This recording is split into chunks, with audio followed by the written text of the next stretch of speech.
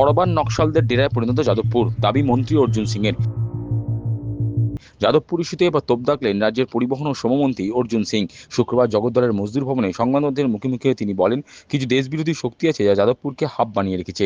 অকাজে Orban নকশালরা যাদবপুরে আস্তানা গেড়েছে, তারা পড়ুয়াদের মগজ ধুলাই করছে। তবে যারা দেশবিরোধী কার্যকলাপের সঙ্গে যুক্ত তাদের থেকে পড়ুয়াদের দূরে থাকতে হবে। নেশারুদের আখড়া হয়ে উঠেছে যাদবপুর বিশ্ববিদ্যালয় চত্বর, সেই আখড়া ভাঙতে হবে।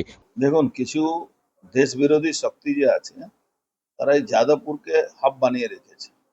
তারা আমাদের আপনার আপনার পরিবারের ছেলেদের মেয়েদের তারা ওই মগজ ধোলাই করে, ব্রেন মেন্টালি তাদেরকে ব্ল্যাকমেলিং করে, তাদেরকে বাবা মা বিরোধী বানিয়ে দেয়, তাদেরকে সমাজের বিরোধী বানিয়ে দেয়, তাদের দেশের বিরোধী বানিয়ে দেয়।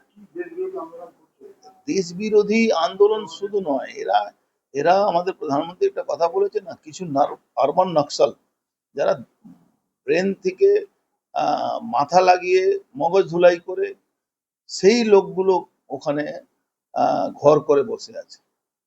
আমাদের আপনার পরিবারের ছেলে মেয়েদেরকে এটা বোঝানো উচিত কি যারা দেশ বিরোধী কথা বলে তারা আপনার ভালো কি করে করতে পারে, যারা সমাজের বিরুদ্ধে কথা বলে তারা আপনার ভালো কি করে করতে পারে, যারা পরিবারের বিরুদ্ধে কথা বলে, যারা আপনার বাবা মা বিরুদ্ধে কথা বলে, তারা কি করে আপনাকে ভালো করতে পারে, এটা সম্ভব না। এই জন্যে এটা বোঝা উচিত, এই ধরনের লোক থেকে একটু দূরে থাকতে হবে।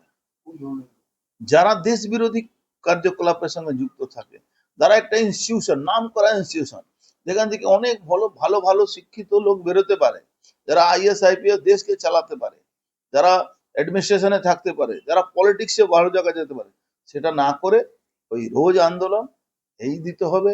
আর ওখানে একটা নেশাগ্রস্ত লোকের একটা মানে আখড়া হয়ে গেছে, ওখানে দুনিয়ার নেশা জিনিস বিক্রি হয়, এইগুলোকে ভাঙা দরকার আছে। এবিপি ছেলেদের ওখানে দেশের জন্য, রাষ্ট্রের জন্য কোনো কথা বলতে গেলে তাদের উপরে চড়া হয়। সঠিকভাবে তাদের বিরুদ্ধে অর্গানাইজ ভাবে এবিভিপি কে প্রথমে শুধু আন্দোলন না, প্রথমে এক একটা ছেলে মেয়েদেরকে মাইক্রো লেভেলে তাদেরকে বোঝানো দরকার, তাদের পরিবার সঙ্গে কথা বলা দরকার আছে যে আপনার ছেলে আপনার মেয়ে ওখানে গিয়ে এই কাজ করছে।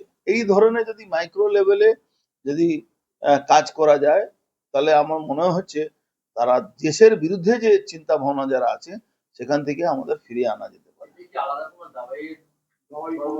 দেখুন, দাওয়াই কিছু নয়, দাওয়াই তো একদিনের মধ্যে করে দেওয়া যেতে পারে, তো দাওয়াইটা সবটা সমস্যা হল হয় না। আমার মনে হচ্ছে এটা যেরকম ওই আরবান নকশালের কথা যেটা প্রধানমন্ত্রী জি বলেছেন, সেই আরবান নকশালকে ঠিক করতে গেলে দু রকমই আছে, নরম গরম দুটোই করতে হয়।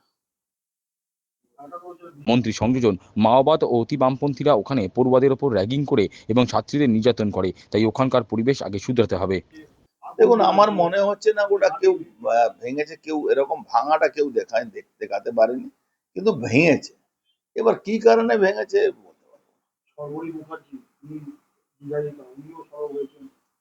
সরব যে কোনো লোক হবে, আপনি আশেপাশে যদি একটা সামান্য দোকানদারকে জিজ্ঞেস করবেন তাহলে তারাও বলবে এখানে একটা টর্চার হাব আছে, বাচ্চাদেরকে র্যাগিং করে তারা সুসাইড করতে বাধ্য হয়ে যায়, তাদেরকে উপরে টর্চার করে, তাদেরকে বলা হয় নেশাখোর, গাঁজা খা, হিরোইন খা, মদ খা, মহিলাদের মেয়েদের উপরে অত্যাচার করা হয়, তাদেরকে মানে তাদের ছবি তুলে নেওয়া হয়। এই ধরনের ওই অতি বামপন্থী যারা, ওই দেশ বিরোধী যারা আছে, মাওবাদী বলা যায় যেটাকে, ওই অতি বামপন্থী যারা, ওই আরবান নকশাল যারা ট্রেনিং নেয়, যারা দেশের বিরুদ্ধে কাজ করে, তারা এইসব করে।